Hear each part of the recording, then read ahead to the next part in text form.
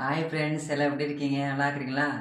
இப்போ நம்ம என்ன ரெசிபி பார்க்க போகிறோன்னா வந்து சுசியம் பண்ண போகிறோம். நான் வந்து தேவையான அளவு 1/4 கிலோ கடலைப்பருப்பு எடுத்திருக்கேன். எடுத்து வெல்லம் போட்டு அரைச்சி உருண்டை வச்சுருக்கேன்.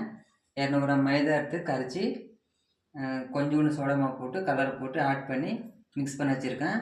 இப்போ நம்ம வந்து தேவையான பொருள் ரெடி பண்ணி வச்சாச்சு. இப்போ நம்ம வந்து ஆயில் கடையில் வச்சுருக்கேன், சூடாகுது. நம்ம எடுத்து இப்போ உருண்டை விட போகிறோம். வாங்க வீடியோக்குள்ளே போகலாம். நோட்ஸ் வாங்கிக்க.